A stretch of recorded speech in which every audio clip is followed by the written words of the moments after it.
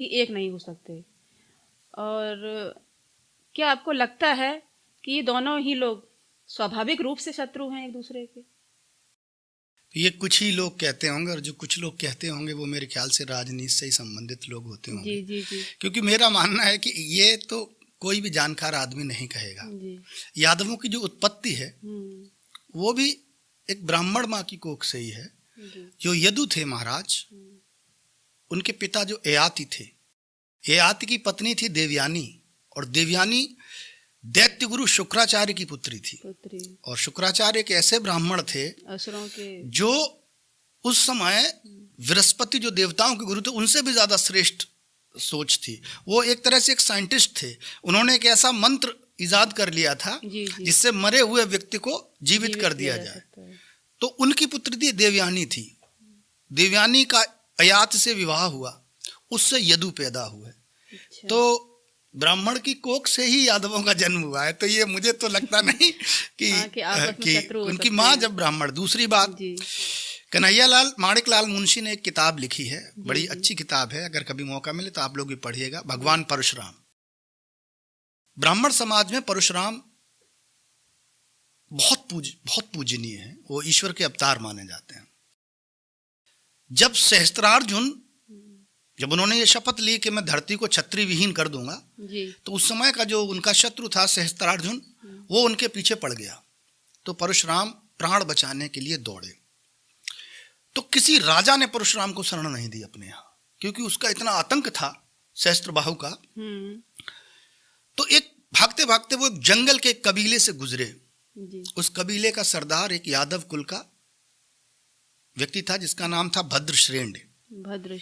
जब उन्होंने अपनी बात भगवान परशुराम ने अपनी बात रखी, तो उस व्यक्ति ने यह कहा कि हम जब तक जीवित हैं तब तक पूरी दुनिया भी अगर आपको पकड़ने आ जाए, जब हम सब बच्चा बच्चा मर जाएगा तब आप तक पहुंच पाएंगे। तो उसने अपने कबीले के बाहर अपनी औरतें, अपने बच्चे बैठा दिए और बीच में घर में भगवान परशुराम को बैठा दिया। तो सहस्त्रार्जुन लाखों की सेना लेकर गया, लेकिन उस समय चूंकि स्त्री हत्या, बाल हत्या पाप था, तो उसने उन लोगों को नहीं मारा और परशुराम को जीवन दान मिला। तो उनकी रक्षा करने वाला भी एक यादव ही। तीसरी जो सबसे एक बहुत महत्वपूर्ण मैं आपको बात बता रहा हूँ,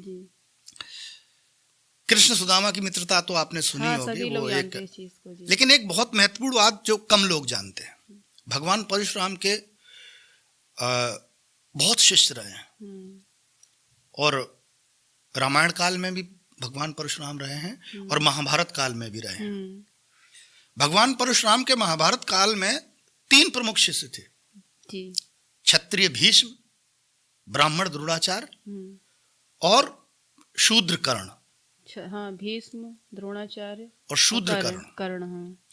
लेकिन जो सैकड़ों साल के तप, रिसर्च और ज्ञान से उन्होंने जो सुदर्शन चक्र अपने पास सुशोभित अपने पास रखा हुआ था अपने शस्त्रागार में, वो भगवान कृष्ण को बुलाकर सौंपा। अगर उनके अंदर ये चीज, तो मुझे तो ये लगता है कि अगर योग्य ब्राह्मण होता है तो ब्राह्मण हमेशा न्याय करता है। उसको लगता है कि उसकी जो क्षमता है, योग्यता है, उसकी रक्षा जो उचित व्यक्ति कर पाएगा वो उसी को उसने सौंपा। तो जो सुदर्शन चक्र था वो भगवान कृष्ण को सौंप दिया। और दुनिया में इतने उनके शिष्य थे, बड़े बड़े महान उनके, भाई भीष्म से बड़ा तो कोई योद्धा था नहीं, द्रोणाचार्य तो अर्जुन के गुरु थे। लेकिन उस कृष्ण को उन्होंने उस सुदर्शन सौंपा। क्यों?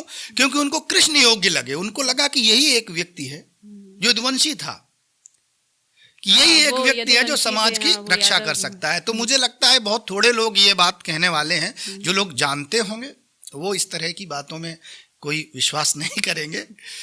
चलिए, आपने इस किंवदंती को या इस